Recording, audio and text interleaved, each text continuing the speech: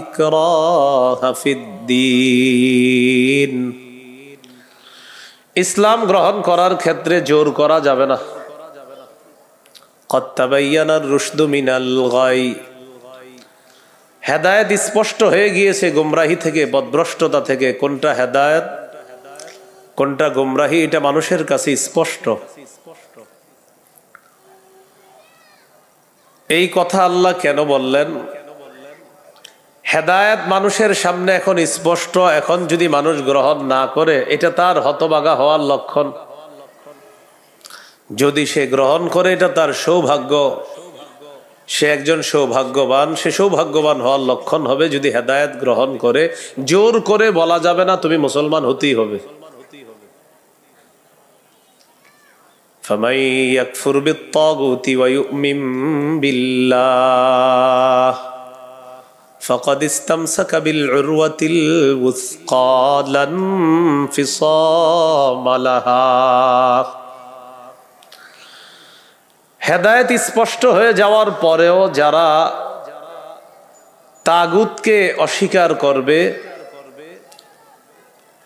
আল্লাহকে যারা বিশ্বাস করবে, হেদায়েত আর গুমরাহি দুইটা স্পষ্ট হয়ে যাওয়ার পর যারা তাগুতকে অস্বীকার করবে তথা পথভ্রষ্টতাকে বর্জন করবে, ওয়া ইউমিন বিল্লাহ, আর যারা আল্লাহকে বিশ্বাস করবে, ফাকাদ ইসতামসাকা বিল উরওয়াতিল ওয়াসকা,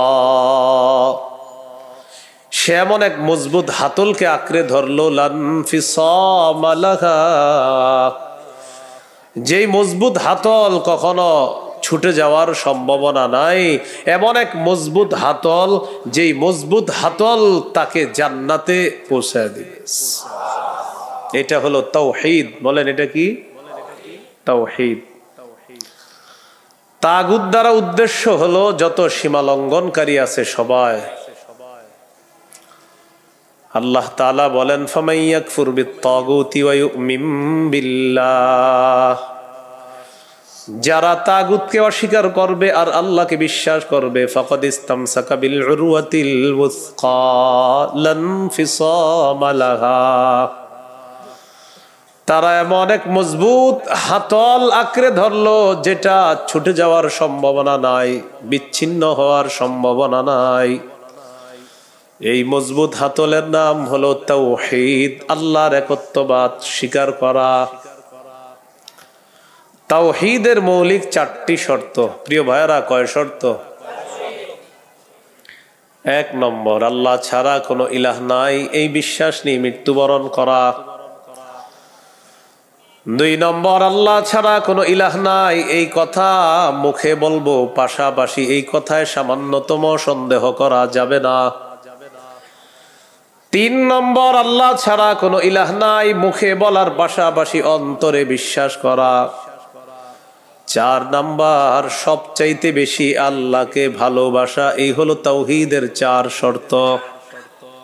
তাওহীদের কয় শর্ত? 1 নম্বর, আল্লাহ ছাড়া কোনো ইলাহ নাই এই বিশ্বাস নিয়ে মৃত্যুবরণ করা। 2 নম্বর, আল্লাহ ছাড়া কোনো ইলাহ নাই এই কথায় সন্দেহ করা যাবে না।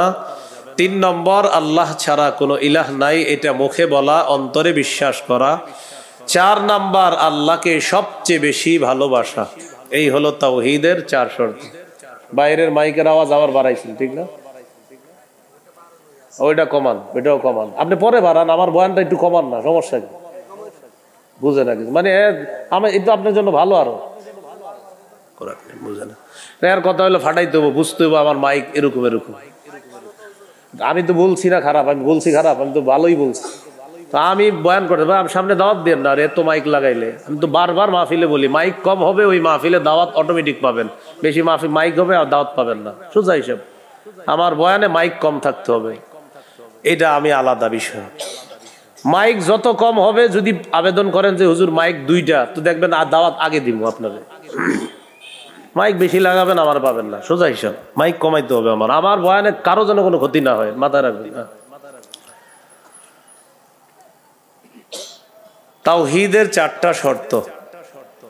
1 নম্বর, আল্লাহ ছাড়া কোনো ইলাহ নাই এই বিশ্বাস নিয়ে মৃত্যুবরণ করা। 2 নম্বর, আল্লাহ ছাড়া কোনো ইলাহ নাই, এই কথায় সামান্য সন্দেহ করা যাবে না। 3 নম্বর, আল্লাহ ছাড়া কোনো ইলাহ নাই, এটা মুখেও বলা, অন্তরে বিশ্বাস করা। 4 নাম্বার, আল্লাহকে সবচেয়ে বেশি ভালোবাসা। 1 নাম্বার শর্ত, আল্লাহ ছাড়া ইলাহ নাই, এই বিশ্বাস নিয়ে মৃত্যুবরণ করা। সহিহ বুখারীর 26 নম্বর হাদিস। এই হাদিসের বর্ণনাকারী উসমান রাদিয়াল্লাহু তাআলা তিনি বলেন, عن عثمان رضي الله تعالى عنه قال قال رسول الله صلى الله عليه وسلم من مات وهو يعلم أنه لا إله إلا الله دخل الجنة। নবীজি বলেন, কেউ যদি এই বিশ্বাস নিয়ে মারা যায় আল্লাহ ছাড়া কোনো ইলাহ নাই, আমি নবী বলে দিলাম দাখালাল জান্নাহ, সে জান্নাতে প্রবেশ করবে। সহিহ বুখারীর বর্ণনা 1237 নম্বর হাদিস, 1237। জিবরিল আমিন নবীর কাছে আসছে, আসার পর বললেন, বাশির উম্মাতাকা আন্নাহু মান মাতা মিন উম্মাতিক লা ইউশরিকু বিল্লাহি শাইআ দাখালাল জান্নাহ। জিবরিল আমিন আসছে, আসার পর বলে, ইয়া রাসূলুল্লাহ, আপনার উম্মতের মধ্যে যারা শিরিক না করে মারা যাবে, আল্লাহ তাআলা আমাকে পাঠিয়েছে আপনাকে বলার জন্য, শিরিক করা ছাড়া যারা মারা যাবে আপনি ওই উম্মতকে জান্নাতে প্রবেশের সুসংবাদ জানায়া দেন। বুঝে আসছেনি সবার? তাহলে 1 নাম্বার, আল্লাহ ছাড়া কোনো ইলাহ নাই, এই বিশ্বাস নিয়ে মৃত্যুবরণ করা। একদিন এক ফেরেশতা নবীজির কাছে আসছে। নবীজি সাল্লাল্লাহু আলাইহি সাল্লাম বলেন, আতানি আতিম মির রাব্বি ফাখায়্যারানি বাইনা আন ইউদখিলা নিসফা উম্মতি আল জান্নাহ ওয়া বাইনা আশ-শাফাআহ। নবী বলেন, একজন ফেরেশতা আমার কাছে আসছে, আসার পর আমাকে 2টি বিষয়ের স্বাধীনতা দিয়েছে, যে কোনো একটা গ্রহণ করার জন্য। ফেরেশতা আমাকে বলল, হাবিব, আপনি যদি চান আপনার অর্ধেক উম্মত আপনি জান্নাতে নিতে পারবেন, আর যদি চান আপনি সুপারিশ করতে পারবেন, তবে 2টি গ্রহণ করা আপনার জন্য। এই সুযোগ আপনি পাবেন না, যে কোনো একটি গ্রহণ করতে হবে। হয়তো অর্ধেক উম্মত জান্নাতে নিবেন, না হয় আপনি সুপারিশ গ্রহণ করবেন। আমাদের নবী বলেন, ইখতারতুশ শাফাআ, আমি সুপারিশ করাটাই আল্লাহর থেকে গ্রহণ করে নিলাম। বলেন তবে, বলেন সবাই বলেন তবে। এই সুপারিশ শুধু তারাই পাবে যারা শিরিক করবে না। নবীজি বলেন, ওয়াহিয়া লিমান লা ইউশরিকু বিল্লাহি শাইআ, আমার সুপারিশ শুধু তারাই পাবে যারা আল্লাহর সাথে শিরিক করবে না, তারাই শুধু আমার সুপারিশ পাবে, অন্যরা কিন্তু আমার সুপারিশ পাবে না।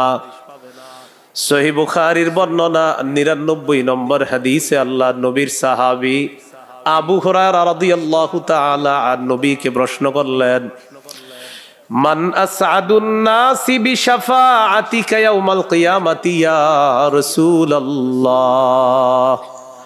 হুজুর, কিয়ামতের ময়দানে আপনার সুপারিশের মাধ্যমে কোন ব্যক্তি সবচেয়ে সৌভাগ্যবান হবে আমাকে একটু বলেন।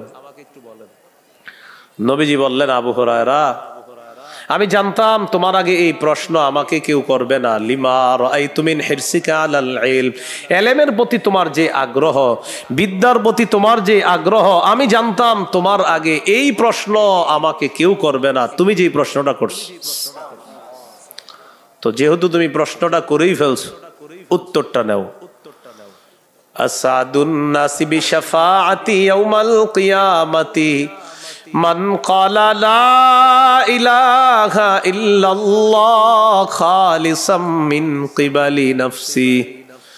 কোন ব্যক্তি যদি দিল থেকে বলে লা ইলাহা ইল্লাল্লাহ, আর এই বিশ্বাস নিয়ে যদি মারা যায়, কিয়ামতের ময়দানে আমার সুপারিশের মাধ্যমে এই ব্যক্তি সবচাইতে সৌভাগ্যবান বান্দা হয়ে যাবে। কি শিখলাম বলেন? লা ইলাহা ইল্লাল্লাহ। তিরমিজির বর্ণনা 3592 নম্বর হাদিস। قال رسول الله صلى الله عليه وسلم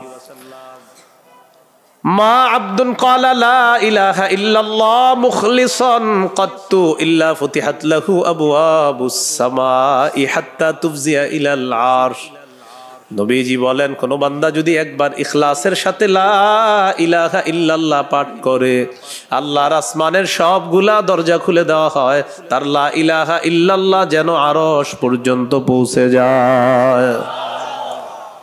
তাওহীদের কয় শর্ত ভুলে গেছে? কয় শর্ত? এক নম্বর, আল্লাহ ছাড়া ইলাহ নাই এই বিশ্বাস নিয়ে মরতে হবে। দুই নম্বর, আল্লাহ ছাড়া কোনো ইলাহ নাই এই কথায় সামান্য সন্দেহ করা যাবে না। সূরা হুজুরাতের 15 নম্বর আয়াতে আল্লাহ বলেন ইন্নামাল মুমিনুনাল্লাযীনা আমানু বিল্লাহি ওয়া রাসূলিহি সুম্মা লাম ইয়ারতাবু وجاهدوا بأموالهم وأنفسهم في سبيل الله أولئك هم الصادقون আল্লাহ তাআলা বলেন প্রকৃত ঈমানদার হলো তারা যারা আল্লাহকে বিশ্বাস করে রাসূলকে বিশ্বাস করে সামান্য সন্দেহ করে না। ওয়াজাহাদু বিআমওয়ালিহিম ওয়া আনফুসিহিম ফি সাবিলিল্লাহ যারা নিজেদের জানমাল নিয়ে আল্লাহর রাস্তায় লড়াই করে আল্লাহ বলেন উলাইকা হুমুস সাদিকুন আমি আল্লাহ তাদেরকে কোরআনে খাঁটি সত্যবাদী বলে ঘোষণা করলাম। এরা খাঁটি সত্যবাদী, আল্লাহকে বিশ্বাস করে রাসূলকে বিশ্বাস করে একটু সন্দেহ করে না। 3 নম্বর শর্ত লা ইলাহা ইল্লাল্লাহ আমি মুখে উচ্চারণ করলাম আল্লাহ ছাড়া কোনো ইলাহ নাই অন্তরেও বিশ্বাস করা। মুখে বললাম আল্লাহ ছাড়া কোনো ইলাহ নাই অন্তরে যদি ঝামেলা থাকে এটা হবে মুনাফিক মার্কা শয়তান, নেফাকি হবে। এটা কি হবে বলেন তো? সবাই বলেন কি হবে? নেফাকি হবে। মুখে বলতে হবে অন্তরেও স্বীকার করতে হবে। সূরাতুল ফাতহির 11 নম্বর আয়াতে আল্লাহ বলেন ইয়াকুলুনা বিআলসিনাতিহিম মা লাইসা ফি কুলুবিহিম তারা তাদের মুখ দিয়ে এমন কথা বলে যা তাদের অন্তরের কথা না। তাহলে বলেন তো তাওহীদের 3 নাম্বার শর্ত, মুখে বললাম একটা আর অন্তরে আরেকটা, শর্ত পূরণ হবে? মুখে যা বলবো অন্তরেও তা যদি হয় এটা 3 নাম্বার শর্ত পূরণ হবে। অন্তরে যদি ঈমান সরিষার দানা পরিমাণও হয় একদিন জান্নাতে যাবেন।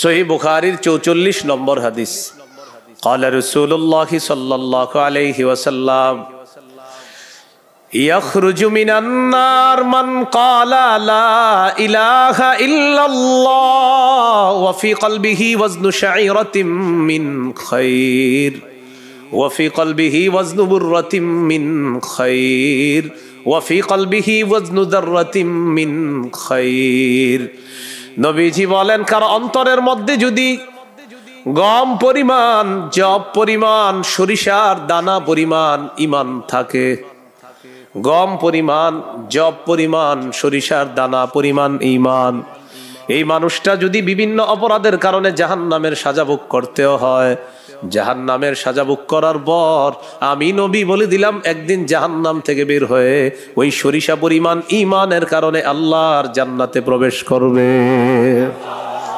খাঁটি ঈমান, বিশুদ্ধ ঈমান, এটার মধ্যে কোনো ঝামেলা করা যাবে না। আল্লাহ কথাগুলা বুঝার তৌফিক দান করেন।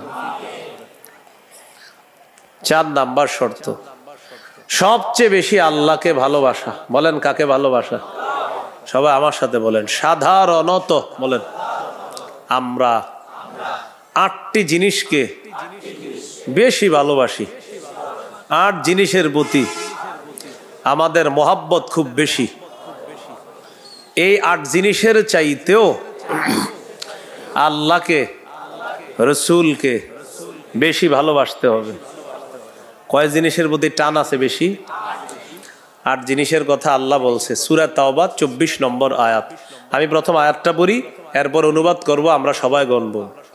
আল্লাহ তাআলা বলেন কুল ইন কানা আবাউকুম ওয়া আবনাউকুম ওয়া ইখওয়ানুকুম ওয়া আজওয়াজুকুম ওয়া আশীরাতুকুম ওয়া আমওয়ালুন ইকতারাফতুমুহা ওয়া তিজারাতুন তাখশাউনা কাসাদাহা ওয়া মাসাকিনু তারদাউনাহা আহাব্বা ইলাইকুম মিনাল্লাহি ওয়া রাসূলিহি ওয়া জিহাদিন ফি সাবিলিহি ফাতারাব্বাসু হাত্তা ইয়াতিয়াল্লাহু বিআমরি।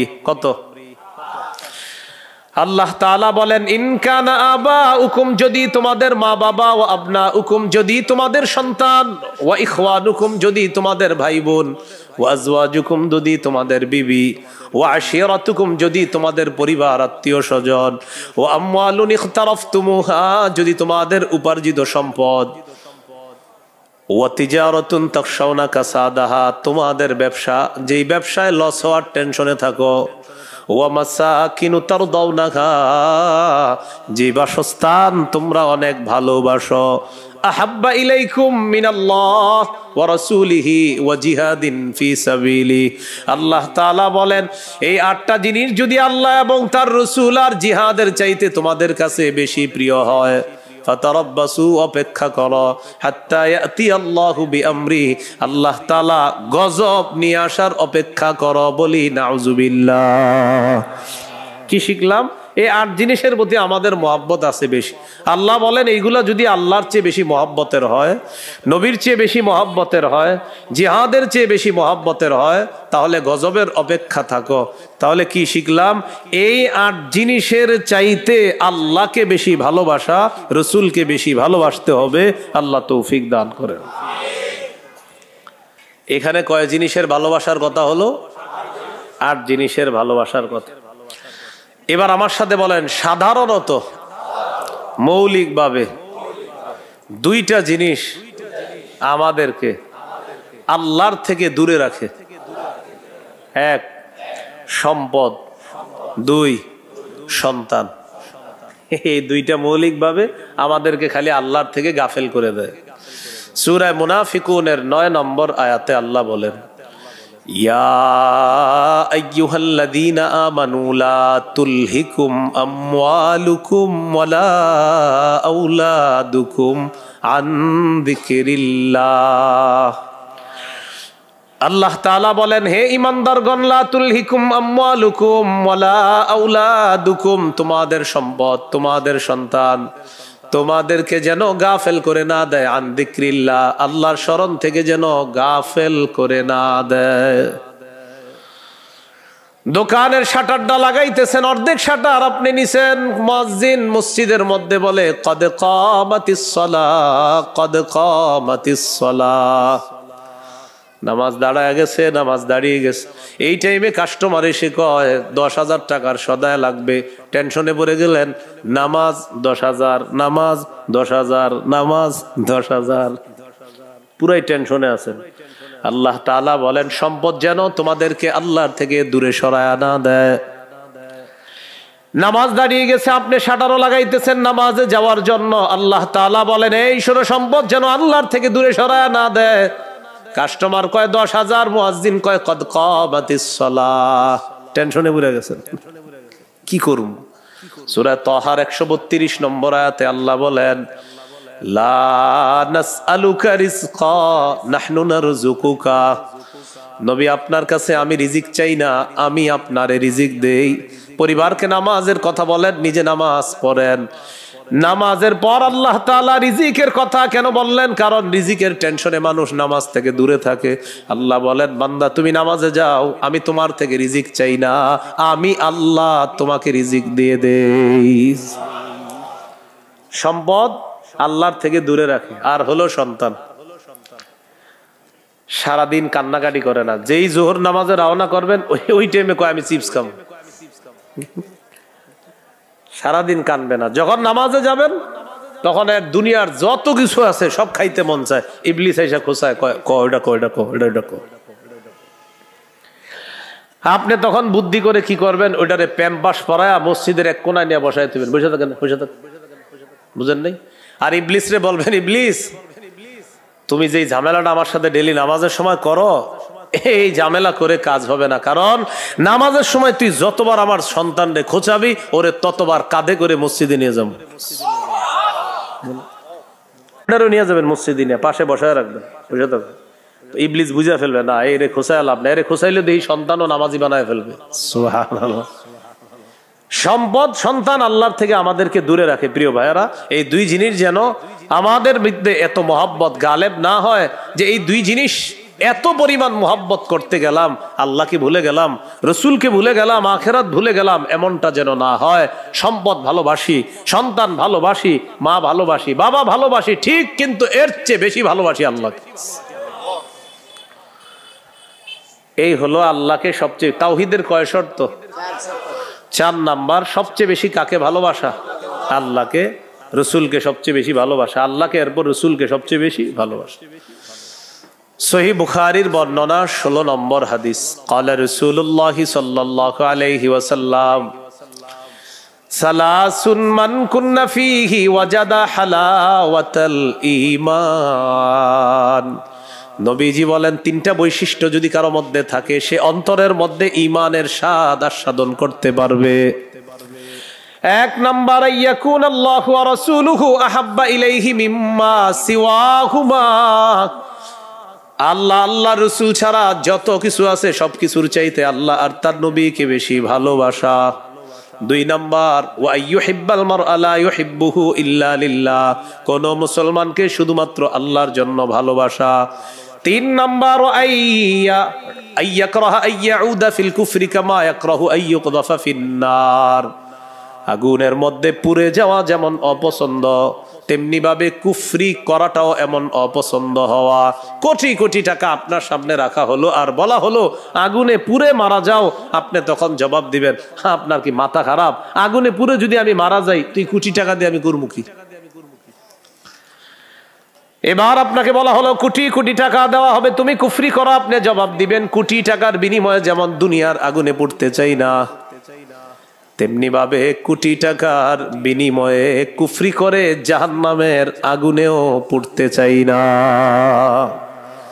নবীজি বলেন, কারো মধ্যে যদি এমন অনুভূতি থাকে আগুনে পুড়ে যাওয়া তার অপছন্দ, তেমনি ভাবে কুফরি করাটাও তার কাছে অপছন্দের, আল্লাহ তাআলা তার অন্তরের মধ্যে ঈমানের স্বাদ তৈরি করে দিবেন, ঈমানের স্বাদ দিবেন। তো এই 3টার মধ্যে একটা হলো আল্লাহকে বেশি ভালোবাসা। বলেন তো তাওহীদের কয় শর্ত? 1 নম্বর, আল্লাহ ছাড়া কোনো ইলাহ নাই, এই বিশ্বাস নিয়ে মৃত্যুবরণ করা। 2 নাম্বার, আল্লাহ ছাড়া কোনো ইলাহ নাই, এটার মধ্যে একটুও সন্দেহ করা যাবে না। 3 নাম্বার, আল্লাহ ছাড়া কোনো ইলাহ নাই, এটা মুখে বলা, অন্তরে স্বীকার করা, বিশ্বাস করা। 4 নাম্বার, আল্লাহকে সবচেয়ে বেশি ভালোবাসা। এই 4 শর্ত পূরণ করে আমরা যেন কবরে যেতে পারি, আল্লাহ তাআলা তৌফিক দান করেন। এরপরে আল্লাহ বলেন, ওয়াল্লাহু সামিউন আলিম, আল্লাহ সর্বশ্রোতা সর্বজ্ঞানী। এটা হলো সূরা বাকারার 256 নম্বর আয়াত। এখন আপনাদেরকে 56 নম্বর আয়াত থেকে জিজ্ঞাসা করতে চাই, একটা হলো তাগুতের দল আর একটা হলো আল্লাহর দল। দুনিয়াতে মৌলিকভাবে মানুষের দল 2টা, একটা হলো হিজবুল্লাহ আল্লাহর দল, আর একটা হিজবুশ শয়তান শয়তানের দল। এই 2 দল মৌলিকভাবে মানুষের মধ্যে সূরা মুজাদালায় 2 দলের কথা আছে। তো এই 2 দলের মধ্যে আমরা কার দলে থাকবো? আল্লাহর দলে না শয়তানের দলে?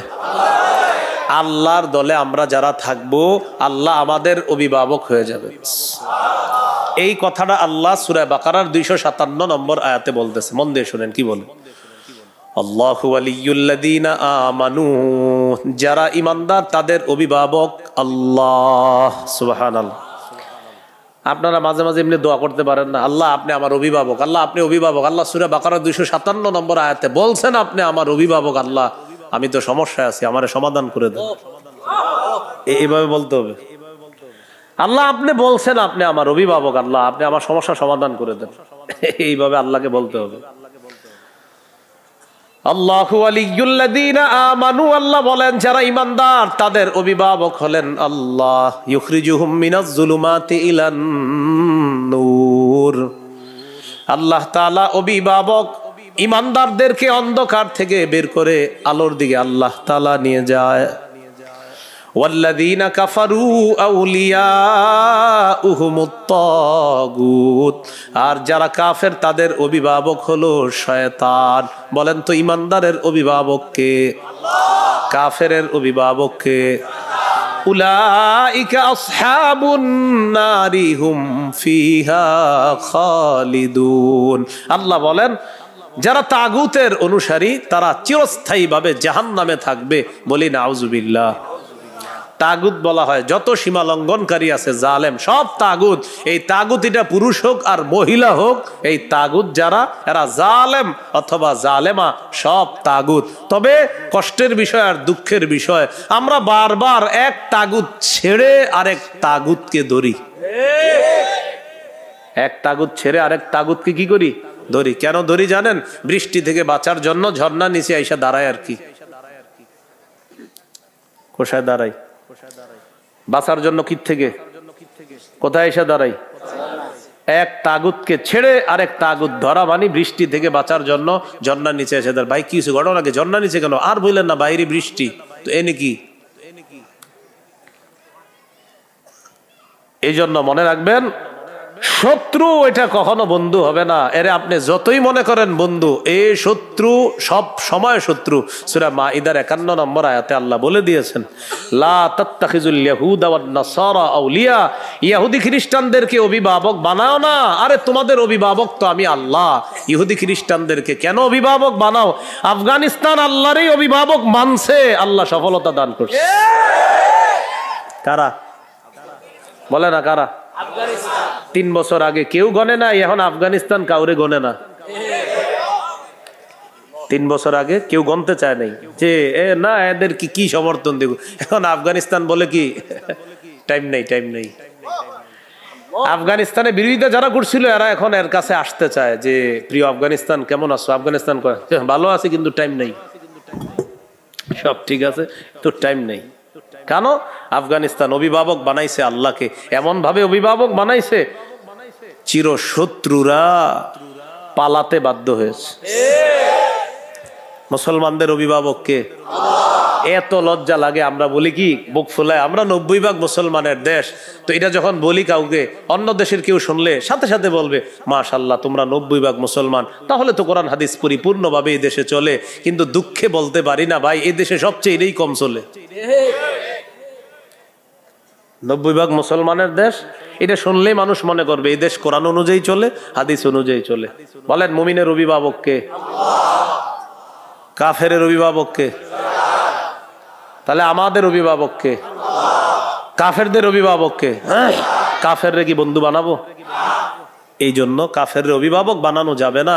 এদেরকে যতবার অভিভাবক বানাবেন এরা এক তাগুতকে সরাবে আর এক তাগুতকে বসাবে। তাগুতের পালা বদল হবে, আমাদের ভাগ্য বদল হবে না।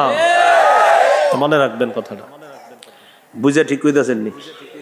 আচ্ছা, এবার আল্লাহ তাআলা কি বলে দেখেন, সূরা বাকারার 257 নম্বর আয়াত গেল, 258 নম্বর আয়াতে আল্লাহ তাআলা এবার আমাদের আকীদা বিশুদ্ধ করবে। কি বিশুদ্ধ করবে বলেন তো? দুনিয়াতে আমাদের অভিভাবক কে? বেঁচে আছি কে বাঁচিয়ে রাখছেন? মৃত্যু দিবেন কে? মৃত্যুর পর জীবিত করবেন কে? এই আকীদাটা এখন আল্লাহ তাআলা সংশোধন করবে যে শোনো, আমি তোমাদেরকে বাঁচিয়ে রাখছি, মৃত্যুর পর আমি জিন্দা করব, কিন্তু এখানে কোনো সন্দেহ করবা না। এই আকীদা 258, 259, 260 এই 3 আয়াতের মধ্যে আল্লাহ আমাদেরকে আকীদা দিয়ে দিবেন, দুনিয়াতে যেমন তোমাদেরকে রাখছি আমি, আখিরাতেও তোমাদেরকে আবার পুনরুত্থান করব, এই ক্ষমতাও আমি আল্লাহর। সূরা বাকারা 258, 259, 260 দেখেন কি বলে, ألم تر إلى الذي حاج إبراهيم في ربه أن آتاه الله الملك إذ قال إبراهيم ربي الذي يحيي ويميت قال أنا أحيي وأميت قال إبراهيم فإن الله يأتي بالشمس من المشرق فأت بها من المغرب ফাবুহিতাল্লাযী কাফার ওয়াল্লাহু লা ইয়াহদিল কওমাজ জালিমিন। নবী আপনি কি দেখেন নাই, ওই ব্যক্তির ব্যাপারে চিন্তা করেন নাই যে ব্যক্তি ইব্রাহিম নবীর সাথে তার রবের ব্যাপারে ঝগড়া করেছে, যেই রব তাকে রাজত্ব দান করেছে ওই রবের ব্যাপারে লোকটা ঝগড়া করেছে ইব্রাহিম নবীর সাথে। আল্লাহ তাআলা বলেন এই ব্যক্তি হলো বাবেল শহরের বাদশাহ নমরুদ। ইব্রাহিম নবীর সাথে ঝগড়া লাগছে, এই কারণে নমরুদকে আল্লাহ তাআলা রাজত্ব দান করছে। রাজত্ব পাওয়ার পর নমরুদ কয় আমি খোদা। নাউজুবিল্লাহ।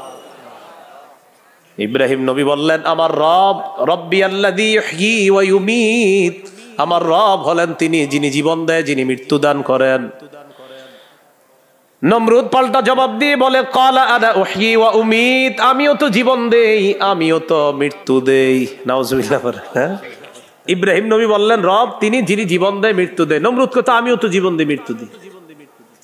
তো ইব্রাহিম নবী তাহলে কি করতে হবে? আমারও রব মানো, কারণ আমিও জীবন দিই মৃত্যু দিই। ইব্রাহিম নবী বললেন কিভাবে? জেলখানা থেকে দুইজন আসামি ধরে আনছে, একজনকে মেরে ফেলছে আর একজনকে ছেড়ে দিস। মারার পর বলে এই যে দেখো আমি মৃত্যু দিলাম, ছেড়ে দেওয়ার পর বলে এই যে দেখো আমি জীবন দিলাম। নাউজুবিল্লাহ। কি ইন্টারন্যাশনাল পদ্ধতির জীবন মৃত্যু! হ্যাঁ, দুইজনকে ধরে আনছে, একটাকে হত্যা করছে আর একটাকে ছেড়ে দিছে। হত্যা করার পর বলে দেখো জীবন দিলাম মৃত্যু দিলাম, জীবন দিলাম কিভাবে, আর একটাকে ছেড়ে দিছে। এটা ছেড়ে দেওয়ার পর বলতেছে আমি তাকে জীবন দিলাম। আপনারা বলেন এটা কি জীবন মৃত্যু? ইব্রাহিম নবী চিন্তা করলেন এরে এমন এক কথা বলে আটকাইতে হবে যেই কথার পরে আর ঝগড়া করবে না। قال إبراهيم فإن الله يأتي بالشمس من المشرق فأتي بها من المغرب। ইব্রাহিম নবী বললেন আমার রব আল্লাহ প্রতিদিন সূর্য পূর্ব দিক থেকে উঠায়, তুমি পশ্চিম দিক থেকে উঠায় দাও। তুমিও তো রব তোমার দাবি অনুযায়ী। নাউজুবিল্লাহ। ফাবুহিতাল্লাযী কাফার, আল্লাহ তাআলা বলেন যে ঝগড়া করছে নমরুদ কাফের, ধরাশয়ী হয়ে গেল, ঝগড়ায় হেরে গেল। মুফাসসিরিনে কেরাম বলেন নমরুদ পাল্টা বলতে পারতো ইব্রাহিম আমি সূর্য পশ্চিম দিক থেকে উঠাতে পারবো না, তোমার রব আল্লাহ প্রতিদিন পূর্ব দিক থেকে সূর্য উঠায়, আমি তো পারবো না। তুমি তোমার রব আল্লাহকে বলো সূর্যটা যেন পশ্চিম দিক থেকে উঠায় দেখায় দেয়। মুফাসসিরিনে কেরাম বলেন নমরুদ বুঝে শুনেই পাল্টা চ্যালেঞ্জ দেয় নাই। কেন দেয় নাই? নমরুদ কিন্তু চ্যালেঞ্জ দিতে পারতো পাল্টা, ইব্রাহিম তুমি আমারে বললা আমি যেন সূর্য পশ্চিম দিক থেকে উঠাই, তোমার রব যেহেতু পূর্ব দিক থেকে উঠায়, তো পাল্টা প্রশ্ন করতে পারতো নমরুদ ইব্রাহিম আমি তো পারলাম না, তোমার রব আল্লাহকে বলো আল্লাহ যেন সূর্যটা পশ্চিম দিক থেকে উঠায় দেখায়। মুফাসসিরিনে কেরাম বলে নমরুদ এটা বুঝে শুনেই পাল্টা প্রশ্ন করে নাই, কারণ নমরুদ জানে এই প্রশ্ন করলে ইব্রাহিম চ্যালেঞ্জ গ্রহণ করবে, আল্লাহকে বলবে আল্লাহ সাথে সাথে সূর্য পশ্চিম দিক থেকে উঠায় দেখায় দিবে। আর এটা যদি করে ফেলে নমরুদের দল ছোট হয়ে যাবে, হালকা হয়ে যাবে। এই জন্য নমরুদ আর পাল্টা চ্যালেঞ্জ দেয় নাই। বলেন তো নমরুদকে রাজত্ব দিয়েছিল কে? দেওয়ার পর বলে আমি খোদা। কি বলে? আমি খোদা। এই জন্য প্রিয় ভাইয়ারা সামনের দিকে যাদেরকে আমরা শাসন ক্ষমতায় বসাবো, যাদেরকে আমরা দায়িত্ব দিব, বুঝে শুনে দায়িত্ব দিতে হবে। কি শুনে? বলেন আমার সাথে প্রতিদিন 2 রাকাত অতিরিক্ত নফল নামাজ পড়ব, পড়ার পর 3টা দোয়া করব। 1 নাম্বার আল্লাহ, বলেন আল্লাহ কিয়ামতের আগে বাংলাদেশে আর কোন নারী প্রধান চাই না। হ্যাঁ, কি প্রধান চাই না? সবাই জোরে বলেন কেন? আরো জোরে বলেন, আরো জোরে, আরো জোরে। قال رسول الله صلى الله عليه وسلم لا يفلح قوم ولوا امرهم امرأتان। নবীজি বলেন ওই জাতি কিছুতেই কখনোই সফল হবে না যেই জাতি তাদের নেতৃত্বে কোন নারীকে বসায়া দেয়। আপনি বুঝেন আর না বুঝেন আমার নবীর কথা সঠিক। তো এই জন্য এই একটা বিষয় দোয়া করবেন। 2 নাম্বার দোয়া বলেন আল্লাহ মরার আগে বাংলাদেশে শরিয়া আইন দেখে যেতে চাই। কি আইন? দেয়ালে দেয়ালে লিখে দিবেন শরিয়া আইন চায় না তারা। বলেন, কোন না কোন অপরাধে অপরাধী যারা। বলেন আমার সাথে, শরিয়া আইন চায় না তারা, কোন না কোন অপরাধে অপরাধী যারা। চোর শরিয়া আইন চাইবে না, হাত কাটা যাবে। ধর্ষক শরিয়া আইন চাইবে না, তাকে পাথর মেরে হত্যা করা হবে, তার উপর ইসলামের শাস্তি প্রয়োগ করা হবে। এই জন্য ধর্ষক চাইবে না, চোর চাইবে না। আমাদের দেশে যদি আসলে শরিয়া আইন চালু হয়, বিগত দিনের শুধু চুরির বিচার করতে করতে সুপ্রিম কোর্ট হাইকোর্টের বিচারপতিরা ক্লান্ত হয়ে যাবে। শুধু চুরির বিচার হইলে, কিসের বিচার? এটা 2 নাম্বার দোয়া করবেন। 3 নাম্বার দোয়া বলেন, আল্লাহ আমাদের দেশে এমন একজন শাসক দিয়ে দেন, যেই শাসক মৌলিক 4টি কাজ করবে। 1 নাম্বার নামাজ কায়েম করবে, 2 নাম্বার যাকাত প্রতিষ্ঠিত করবে, 3 নাম্বার সৎ কাজের আদেশ করবে, 4 নাম্বার অসৎ কাজের নিষেধ করবে। সবাই বলেন দলিল, বলেন দলিল। সূরা হজ 41 নম্বর আয়াত। কোন সূরা? কত নম্বর আয়াত? এই আয়াতে আল্লাহ বলেন, আল্লাযীনা ইম্মাক্কান্নাহুম ফিল আরদি আকামুস সালাহ ওয়া আতাউয যাকাতা ওয়া আমারু বিল মারুফি ওয়া নাহাউ আনিল মুনকার। আল্লাহ তাআলা বলেন, আমি যাদেরকে দুনিয়ার শাসন ক্ষমতায় বসাই তাদের মৌলিক কাজ হবে 4টা। 1 নাম্বার আকামুস সালাহ, তারা রাষ্ট্রীয়ভাবে নামাজ কায়েম করতে হবে। রাষ্ট্রের প্রত্যেকটা নাগরিক যেন নামাজ পড়ে, এই দায়িত্ব পালন করতে হবে। 2 নাম্বার ওয়া আতাউয যাকাত, যাকাতের বিধান রাষ্ট্রীয়ভাবে চালু করতে হবে। আমাদের দেশে যদি রাষ্ট্রীয়ভাবে যাকাতের বিধান চালু হয়ে যায়, আর সব ধনীরা যদি 1 বছর যাকাত আদায় করে, কয় বছর? ওই বছর সুদ বলবে, যাকাত তুমি ভালো থেকো, আমি সুদ বিদায় নেই। কয় বছর? 1 বছর যদি যাকাত যারা দেয়, এরা যদি দেয়, সুদ বলবে, যাকাত তুমি থাকো, আমি চলে যাই, কারণ আমার আর থাকার জায়গা নাই। বলেন আমার সাথে, সুদে ফকির আরো ফকির হয়, যাকাতে ফকির আরো ধনী হয়।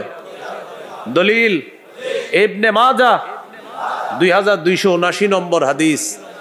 আবার বলেন, বলেন সুদে ফকির আরো ফকির হয়, যাকাতে ফকির ধনী হয়।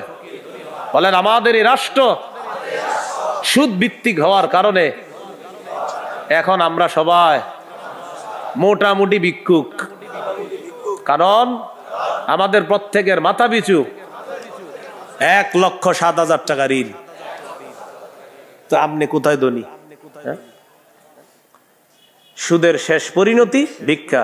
এটা আপনার যদি বুঝে না আসে, কিছু করার নাই। আমার নবীর কথা যেটা বলবে নবী, আজ হোক কাল হোক, সেটা ফলবেই, কোনো সন্দেহ নেই। তো আমরা দাবি করি 90% মুসলমান, এখানে অর্থ ব্যবস্থা সুদ ভিত্তিক। এজন্য আমরা স্লোগান পাল্টাবো, বলেন দারিদ্র বিমোচনে সুদ নয় যাকাত। বলেন তো দারিদ্র বিমোচনে কি? হ্যাঁ, দারিদ্র বিমোচনে সুদ নয় যাকাত। এগুলা দেয়ালে লিখে দিবেন যে দারিদ্র বিমোচনে সুদ নয় যাকাত। লিখে দিবেন দারিদ্র বিমোচনে সুদ নয় যাকাত। লিখবেন সুদে ফকির আরো ফকির হয়, যাকাতে ফকির আরো ধনী হয়। নমরুদকে রাজত্ব দিছে আল্লাহ তাআলা, সে এখন বলে আমি খোদা। বলেন নাউজুবিল্লাহ। বলেন জীবন মৃত্যু কে দেয়? এটা হলো সূরা বাকারা 258 নম্বর আয়াত। 259 নম্বর আয়াতটা শোনার আগে আগে বুঝেন। এক ব্যক্তি এক এলাকার সামনে দিয়ে যাইতেছে, যাওয়ার সময় দেখে কি এলাকার সবগুলা ঘর বাড়ি ছাদের উপরে পড়ে রয়েছে, নিচে ছাদ উপরে ঘর বাড়ি। আপনাদের এলাকার ছাদ কি নিচে থাকে না বাড়ির উপরে থাকে? কয়েকজন কইছে, মানে অন্যদের ঘর বাড়ির ছাদ নিচে থাকে। ঘর বাড়ির ছাদ কই থাকে? এটা প্রথমে বললেন না কেন? মানে প্রথমে কয়েকজন কইছে উপরে, মানে অন্যদের ছাদগুলা নিচে। আপনাদের ঘর বাড়ির ছাদ কই? তো এই কথাটা প্রথমে বললে সমস্যা ছিল কি? এক ব্যক্তি যাইতেছে এক এলাকার সামনে দিয়ে, যাওয়ার সময় দেখে ঘর বাড়ি সব ধ্বংস হয়ে পড়ে রয়েছে, নিচে হইলো ছাদ, উপরে ঘর বাড়ি। উনি এই বিষয়ে দেখা সাথে সাথে বললেন আল্লাহু আকবার, আল্লাহ কত মহান, এদেরকে ধ্বংস করলেন আল্লাহ, আবার আল্লাহ কিভাবে জিন্দা করবে, এটা ওনার সন্দেহ না, এটা ওনার কি না সন্দেহ না, এটা উনি বিস্ময় প্রকাশ করতেছে, আল্লাহ কত মহান, আবার কিভাবে আল্লাহ জিন্দা করবে, এটা মুখ দিয়ে বলে ফেলছে। সাথে সাথে আল্লাহ তাকে মৃত্যু দিস, 100 বছর মৃত অবস্থায় রাখছে। কয় বছর? 100 বছর মৃত অবস্থায় রাখছে। 100 বছর পর জিন্দা করছে। জিন্দা করার পর তাকে জিজ্ঞাসা করলেন, আপনি কয় বছর মৃত অবস্থায় ছিলেন? তো জবাব দিলেন, 1 দিন বা আধা দিন। আল্লাহ তাআলা বললেন, আপনি 100 বছর ছিলেন মরা। কয় বছর? ওই যে উনি বলছিলেন মরাকে আল্লাহ কিভাবে জিন্দা করবে, আল্লাহ দেখাই দিতেছে। আপনার খানা পানির দিকে তাকান, তো তাকাইছে খানা পানির দিকে, তাকায় দেখে খানা পানি পচে নাই। সুবহানাল্লাহ। কয় বছর? এবার আপনার গাদার দিকে তাকান, তো তাকাইছে গাদার দিকে, গাদাটার কি অবস্থা দেখে, কি গাদা পচে গলে মরে মাটির সাথে মিশে গেছে। আল্লাহ তাআলা বুঝায়, এই জন্যই তো আমি আল্লাহ। সুবহানাল্লাহ। এবার আল্লাহ তাআলা বললেন, দেখেন গাদার অস্থিগুলা মাটির সাথে মিশে গেছে, আমি এগুলারে উঠাই। তো হাড্ডি উঠাইছে, উঠানোর পর এটার উপরে আল্লাহ গোস্তের প্রলেপ দিয়ে এটার মধ্যে প্রাণ সঞ্চার করে আবার গাদা জিন্দা করে দিস। বলেন মৃতকে জিন্দা করে কে? এই কথাটাই আল্লাহ তাআলা বলেন, আও কাল্লাযী মাররা আলা ক্বরিয়াতি ওয়া হিয়া খাবিয়াতুন আলা উরুশিহা। অথবা নবী আপনি কি ওই ব্যক্তির ব্যাপারে চিন্তা করেন নাই, যে ব্যক্তি এক এলাকার সামনে দিয়ে গেছে, যাওয়ার সময় দেখে এলাকার সবগুলা ঘর বাড়ি ছাদের উপর পড়া, এর মানে ঘর বাড়িগুলা সব ধ্বংস। ক্বালা আন্না ইউহয়ী হাযিহিল্লাহু বা'দা মাউতিহা। তখন তিনি বললেন, আল্লাহ তাআলা কিভাবে তাদেরকে মৃত্যুর পর আবার পুনরায় জিন্দা করবেন। ফাআমাতাহুল্লাহু মিআতা আমিন। আল্লাহ তাআলা তাকে 100 বছরের জন্য মৃত্যু দিলেন। সুম্মা বাআসা, আবার তাকে জিন্দা করলেন। করার পর আল্লাহ বললেন, ক্বালা কাম লাবিস্তা, কতদিন আপনি এইভাবে মৃত অবস্থায় কাটিয়েছেন? তিনি জবাব দিলেন, লাবিস্তু ইয়াউমান আও বা'দা ইয়াউম, 1 দিন বা আধা দিন আমি মৃত অবস্থায় ছিলাম। কয় দিন? না আপনারা বলেন আসলে কয় বছর? 100 বছর। আল্লাহ তাআলা বলেন, ক্বালা বাল লাবিস্তা মিআতা আমিন ফানজুর ইলা তাআমিকা ওয়া শারাবিকা লাম ইয়াতাসান্না। আপনি 100 বছর মরা ছিলেন, খানার দিকে তাকান, পানির দিকে তাকান, লাম ইয়াতাসান্না, পচে নাই। সুবহানাল্লাহ। ওয়ানজুর ইলা হিমারিকা, গাদাটার দিকে তাকান, গাদার দিকে তাকাইছে, তাকায় দেখে পচে গলে মাটির সাথে মিশে গেছে। আল্লাহ তাআলা বলেন, জানেননি কেন আপনাকে আমি মৃত্যু দিলাম, আবার 100 বছর পর আপনাকে আমি কেন জিন্দা করলাম? ওয়ালিনাজআলাকা আয়াতাল লিন্নাস, আমি আপনাকে দুনিয়ার মানুষের সামনে নিদর্শন হিসাবে রেখে দিলাম, যে দেখো আমি আল্লাহ মৃতকে জিন্দা করি, এর দৃষ্টান্ত দুনিয়াতেই দেখায়া দিলাম। কয় বছর মৃত্যু রাখছি, এরপরে আল্লাহ আবার উঠেছে। এবার আল্লাহ বললেন, অনজুর ইলাল ইযামি কাইফা নুনশিজুহা, ওই যে আপনার গাদার অস্থিগুলা মাটির সাথে মিশে গেছে, দেখেন কিভাবে আমি উত্থিত করি। সুম্মা নাকসুহা লাহমা, এরপর দেখেন কিভাবে গোস্তের পোশাক হাড্ডিগুলার উপর পড়ায়া দেই। আল্লাহ গোস্তের পোশাক পরায়া প্রাণ সঞ্চার করে গাদা আবার জিন্দা করে দিস। এবার তিনি বললেন, মানে কে? ওই যে যিনি বলছিলেন 100 বছর আগে আল্লাহ কিভাবে জিন্দা করবে, তখন তিনি বললেন, ক্বালা আ'লামু আন্নাল্লাহা আলা কুল্লি শাইইন কাদির। আমি বুঝতে পারছি, আমি জানি আল্লাহ সবকিছুর উপর ক্ষমতাবান। বলেন সবকিছুর উপর ক্ষমতাবান কে? 100 বছর মৃত রাইখা আবার জিন্দা করার ক্ষমতা কার? এখন আমি কি আপনাদেরকে বলছি লোকটাকে? এই লোকটাকে বলছি? বলি নাই। এলাকা কোনটা এটাও বলছি? বলি নাই। কোরআনে এলাকার নামও আসে নাই, ওই ব্যক্তির নামও আসে নাই। তবে মুফাসসিরিনে কেরাম বলেন, এই ব্যক্তি যে একজন নবী ছিলেন এতে সন্দেহ নাই। উনি একজন কি ছিলেন? নবী ছিলেন, এতে কোনো সন্দেহ নাই। এটা হলো মুফাসসিরিনে কেরামের বক্তব্য। মুআররিখিন যারা আছে, ঐতিহাসিকগণ, তারা বলেন আগে পরে গবেষণা করলে বোঝা যায় তিনি ছিলেন উজাইর আলাইহিস সালাম। কোন নবী? অথবা বলেন, অথবা আরমিয়া আলাইহিস সালাম, এটা একজন নবীর নাম।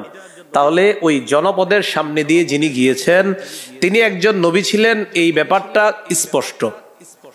তবে তিনি কোন নবী ছিলেন উজাইর নবী না আরমিয়া নবী, এই ব্যাপারে ঐতিহাসিকগণ বলেন তিনি হয়তো উজাইর নবী, না হয় আরমিয়া আলাইহিস সালাতু ওয়াস সালাম। এখন এলাকা, এটা কোন এলাকা? ঐতিহাসিকগণ বলেন এলাকাটা বাইতুল মুকাদ্দাসের বুখতে নসর যে এলাকা দখল করেছিল, ওই বুখত নসরের এলাকাটা ইতিহাস গবেষণা করলে বোঝা যায় ওই এলাকাটা আল্লাহ ধ্বংস করার পর তখন ওই নবী এলাকার সামনে দিয়ে গিয়েছিলেন। তাহলে এলাকার নাম সরাসরি কোরআনে নাই, এলাকার নাম সরাসরি হাদিসে নাই, নবীর নাম সরাসরি কোরআনে নাই, নবীর নাম সরাসরি হাদিসে নাই। মুফাসসির এবং ঐতিহাসিকগণ গবেষণা করে বলেন আগা গোড়া এটা গবেষণা করলে বোঝা যায় নবী ছিলেন হযরত উজাইর অথবা আরমিয়া, আর এলাকাটা ছিল বাইতুল মুকাদ্দাস। এই হলো সূরা বাকারার 259 নম্বর আয়াত। সূরা বাকারার 260 নম্বর আয়াত। এই আয়াতেও আল্লাহ আমাদের আকীদা স্বচ্ছ করবে যে দেখো দুনিয়াতে আমি তোমাদেরকে জিন্দা রাখছি, আবার আমি মৃত্যু দিব, আবার তোমাদেরকে পুনরুত্থান করব, এই ক্ষমতা আমার। বিসমিল্লাহির রহমানির রহিম। আল্লাহুম্মা লাকাল হামদু ওয়া লাকাশ শুকর। সূরা বাকারা 260 নম্বর আয়াত আল্লাহ বলেন وَإِذْ قَالَ إِبْرَاهِيمُ رَبِّ أَرِنِي كَيْفَ تُحْيِي الْمَوْتَى قَالَ أَوَلَمْ تُؤْمِنْ قَالَ بَلَى وَلَكِنْ لِيَطْمَئِنَّ قَلْبِي قَالَ فَخُذْ أَرْبَعَةً مِنَ الطَّيْرِ فَصُرْهُنَّ إِلَيْكَ ثُمَّ اجْعَلْ عَلَى كُلِّ جَبَلٍ مِّنْهُنَّ جُزْءًا ثُمَّ ادْعُهُنَّ يَأْتِينَكَ سَعْيًا وَاعْلَمْ أَنَّ اللَّهَ عَزِيزٌ حَكِيمٌ। স্মরণ করুন ওই সময়কে যখন ইব্রাহিম নবী বললেন রব্বি আরিনি কাইফা তুহিল মাউতা, আল্লাহ আপনি আমাকে দেখান আপনি কিভাবে মৃতকে জিন্দা করেন। আল্লাহ তাআলা বললেন ক্বালা আওয়ালাম তুমিন, ইব্রাহিম আপনি কি বিশ্বাস করেন না? ইব্রাহিম নবী জবাব দিলেন ক্বালা বালা ওয়ালাকিন লিয়াতমাইন্না কলবি, আল্লাহ অবশ্যই বিশ্বাস করি, তবে আমার অন্তরের প্রশান্তির জন্য আমি জানতে চাই আল্লাহ আপনি কিভাবে মৃতকে জিন্দা করেন। ভাই 259 আর 260 নম্বর আয়াতে একটা বিষয় কিন্তু মনে রাখেন, আমি আবার বারবার বলতেছি কথাটা। 259 নম্বর আয়াতে ওই যে নবী বললেন আল্লাহ কিভাবে মৃতদেরকে জিন্দা করবেন, এটা কিন্তু নবীর সন্দেহ না। আবার বলছি এটা কি না? সন্দেহ না, বলেন বিস্ময়, কি উনি আশ্চর্য হচ্ছেন। আবার 260 নম্বর আয়াতে ইব্রাহিম নবী বলতেছে আল্লাহ আপনি আমারে দেখান কিভাবে মৃতকে জিন্দা করেন, এটাও ইব্রাহিম নবীর সন্দেহ না, বরং ইব্রাহিম নবী অন্তরকে শান্তি দিতে চায় আল্লাহ আপনি যে মৃতকে জিন্দা করেন এটা দেখলে আমার দিলে একটু ভালো লাগতো, শুধু এই কারণে আমি দেখতে চাই। তাহলে বিষয়টা কি সন্দেহ? নাউজুবিল্লাহ, কোন নবী সন্দেহ করতে পারে না। তো আল্লাহ তাআলা বললেন ক্বালা ফাখুজ আরবাতাম মিনাত তায়র, ইব্রাহিম আপনি 4টা পাখি ধরেন, ফাসুরহুন্না ইলাইকা, এই 4টি পাখি আপনি বসে আনেন, আপনার আয়ত্তে আনেন। আয়াতে আনার পর সুম্মা জাআলা আলা কুল্লি জাবালিম মিনহুন্না জুজআ, 4টা পাখিকে আপনি চূর্ণ বিচূর্ণ করে টুকরা টুকরা করে ফেলবেন। টুকরা টুকরা করার পর এই পাখিগুলা টুকরা টুকরা বিভিন্ন পাহাড়ের মধ্যে আপনি ছিটায়া দিবেন। কোন পাখির টুকরাটা কোন পাহাড়ের মধ্যে আছে এটা আপনার জানা নাই। এবার আপনি তাদের নাম ধরে আপনি ডাকবেন। আল্লাহ তাআলা বলেন আমার হুকুমে যেই যেই পাখির টুকরাগুলা যেই পাহাড়ের মধ্যে আছে ওই টুকরাগুলা আমি আল্লাহ প্রত্যেক পাহাড় থেকে আলাদা আলাদা করে একত্রিত করে অবিকল ওই পাখির মধ্যে প্রাণ সঞ্চার করে দিব। পাখি আপনার সামনে উঠতে উঠতে উপস্থিত হয়ে যাবে। তো আল্লাহ বলেন ফাসুরহুন্না ইলাইকা, এটা আপনি বসে আনেন, আয়াতটা আনেন। সুম্মা জাআল আলা কুল্লি জাবালিম মিনহুন্না জুজআ, এগুলার টুকরা টুকরা করে আপনি পুরা সব একসাথে করে ফেলবেন। এখন বলেন তো 4 পাখি একসাথে টুকরা টুকরা করলে কোন পাখির টুকরা কোথায় আছে এটা কি বলা যাবে? ইব্রাহিম নবীকে বললেন আলাদা আলাদা পাহাড়ের মধ্যে রেখে দেন। রাখার পর এবার আপনি ডাক দিবেন। ডাক দেওয়ার পর দেখবেন ওই আলাদা টুকরাগুলা একত্রিত হয়ে যেই যেই পাখির টুকরা আমি আল্লাহর হুকুমে ওই পাখির শরীরে যাবে, আমি প্রাণ সঞ্চার করে দিব, পাখি আপনার সামনে উঠতে উঠতে উপস্থিত হয়ে যাবে। শেষে আল্লাহ বলেন ওয়ালাম, জেনে রাখেন আল্লাহ আজিজুল হাকিম, আল্লাহ মহাপরাক্রমশালী, আল্লাহ মহাপ্রজ্ঞাময়। 3টি বিষয়। 1 নাম্বার বলেন আল্লাহর কাছে মনোনীত ধর্মের নাম কি? ইসলাম। ইসলামের দাওয়াত অন্যের সামনে দেওয়া যাবে কিনা? যাবে। ইসলাম গ্রহণে কাউকে কি জোর করা যাবে? আচ্ছা। 2 নম্বর, মৌলিকভাবে মানুষের দল কয়টা? 2টা। একটা কার দল? আল্লাহর দল। আর একটা কার দল? শয়তান। ইমানদারের অভিভাবক কে? কাফেরদের অভিভাবক কে? শয়তান। 3 নম্বর, আমাদেরকে দুনিয়াতে জীবিত রাখছে কে? মৃত্যু দিবে কে? মৃত্যুর পর আবার জিন্দা করবেন কে? সূরা বাকারার 256 থেকে 260 নম্বর আয়াত পর্যন্ত আমরা জানলাম। আল্লাহ তাআলা আমাদের সকলকে আকীদা বিশুদ্ধ করে স্বচ্ছ করে আমরা যেন কবরে যেতে পারি, আল্লাহ তৌফিক দান করেন। বলেন তো তাওহীদের কয় শর্ত? 4 শর্ত। 1 নাম্বার, আল্লাহ ছাড়া কোনো ইলাহ নাই, এই বিশ্বাস নিয়ে মরা। 2 নাম্বার, আল্লাহ ছাড়া কোনো ইলাহ নাই, সন্দেহ করা যাবে না। 3 নম্বর, আল্লাহ ছাড়া কোনো ইলাহ নাই, এটা মুখে বলা, অন্তরে বিশ্বাস করা। 4 নাম্বার, আল্লাহ ছাড়া কোনো ইলাহ নাই, এই কথা তখন প্রমাণ হবে যদি আমি সবচেয়ে বেশি আল্লাহকে ভালোবাসি। বলেন তো কয় জিনিসকে সাধারণত বেশি ভালোবাসি আমরা? 8 জিনিস। এই 8 জিনিস থেকেও কাকে বেশি ভালোবাসতে হবে? আল্লাহ। আল্লাহ তাআলা আমাদের সকলকে আজকের সূরা বাকারার 256 থেকে 60 নম্বর আয়াত পর্যন্ত মৌলিক মূল 3টি কথা ছিল। 1 নাম্বার, আল্লাহর কাছে মনোনীত ধর্ম ইসলাম, এটা গ্রহণ করতে হবে, বাকি গ্রহণ করার ক্ষেত্রে কাউকে জোর করা যাবে না। 2 নাম্বার, একটা শয়তানের দল, একটা আল্লাহর দল। আল্লাহর দলের অভিভাবক আল্লাহ, শয়তানের দলের অভিভাবক মানে যারা, তাদের অভিভাবক হলো শয়তান। তাগুত যারা, যারা ইহুদি খ্রিস্টান, তাদের অভিভাবক হলো শয়তান। 3 নাম্বার, আল্লাহ জীবিত রাখছে, আল্লাহ মৃত্যু দিবেন, আল্লাহ আবার জিন্দা করবেন। এই আকীদা, বিশুদ্ধ স্বচ্ছ আকীদা নিয়ে যেন আমরা কবরে যেতে পারি, আল্লাহ তাআলা তৌফিক দান করেন। সুবহানাল্লাহি ওয়া বিহামদিহি, সুবহানাকাল্লাহুম্মা ওয়া বিহামদিকা, আশহাদু আল্লা ইলাহা ইল্লা আনতা, আস্তাগফিরুকা ওয়া আতুবু ইলাইক। আমিন ওয়া আখিরু দাওয়ানা আলহামদুলিল্লাহি রাব্বিল আলামিন।